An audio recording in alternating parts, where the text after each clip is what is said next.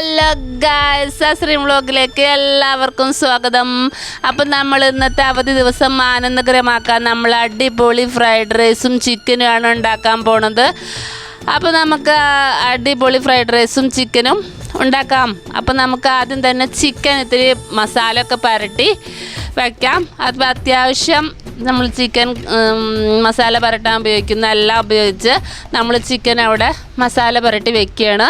അത് കഴിഞ്ഞിട്ട് നമ്മൾ ഫ്രൈഡ് റൈസിൻ്റെ പരിപാടി നോക്കുകയാണ്. ഇത് അവിടെ ഇരിക്കട്ടെ. അപ്പം നമ്മൾ വെള്ളം വെച്ച് അതിലേക്ക് നാരങ്ങ പിഴിഞ്ഞൊഴിച്ചു, ഒരല്പം ഓയിൽ ഒഴിച്ചു, അത്യാവശ്യത്തിന് ഉപ്പിട്ടു, അങ്ങനെ അരിയിട്ടു, നമ്മളതിങ്ങനെ വെന്തുകൊണ്ടിരിക്കുകയാണ്.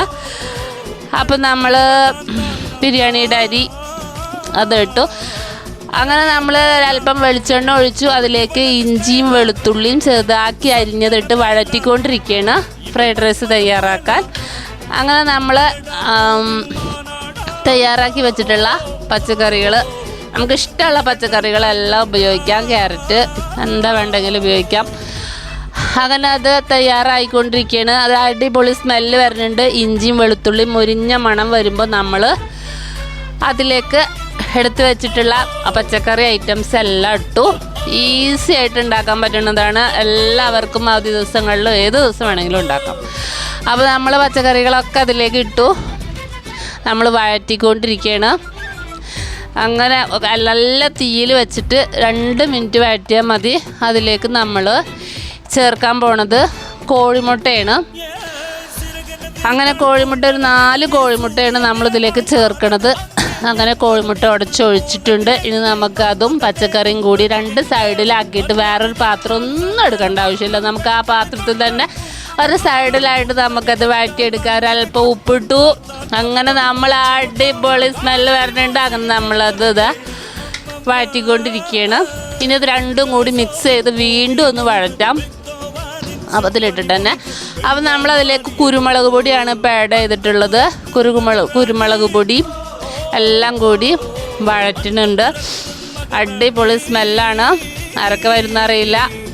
അപ്പോൾ അങ്ങനെ നമ്മൾ ആ പരിപാടി കഴിഞ്ഞും കൊണ്ടിരിക്കുകയാണ്. കുരുമുളക് പൊടിയും മുട്ടയും പച്ചക്കറി ഐറ്റംസുകളെല്ലാം കൂടിയിട്ട് നല്ലവണ്ണം വേണ്ട, ചെറുതായിട്ട് വേവിച്ചാൽ മതി, നല്ല ടേസ്റ്റ് ഉണ്ടാവുള്ളൂ. അങ്ങനെ വഴറ്റിക്കൊണ്ടിരിക്കുകയാണ്. അപ്പോൾ അങ്ങനെ ആ പരിപാടി കഴിഞ്ഞു.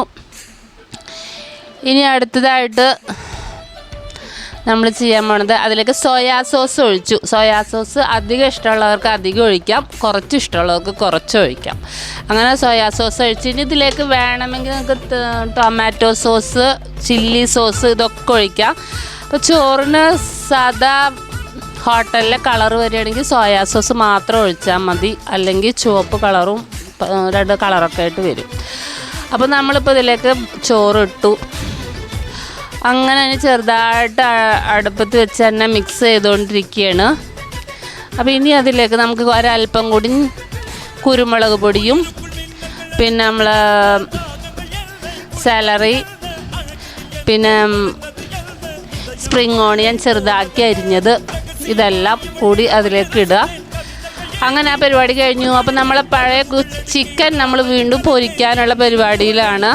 ചോറിൻ്റെ പരിപാടി കഴിഞ്ഞു. നല്ല ചിക്കൻ്റെ സ്മെല്ല് വരുന്നുണ്ട്.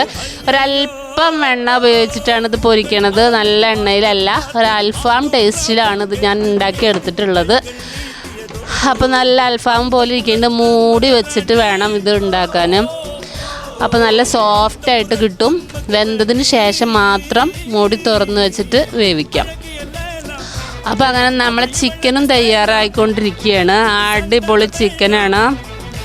അങ്ങനെ നമ്മൾ ചോറ് മിക്സ് ചെയ്യണം, പൊടിയാതെ വേണം ചെയ്യാൻ, എന്നാലേ നല്ല ഹോട്ടൽ ടേസ്റ്റിൽ കിട്ടുള്ളൂ. ഇതിൽ നമ്മൾ അജിനോമോട്ടോ ഇത്യാദി സാധനങ്ങളൊന്നും ഉപയോഗിക്കണില്ല, അതുകൊണ്ട് ശരീരത്തിന് നല്ലതാണ്. എപ്പോൾ വേണമെങ്കിലും കഴിക്കാം.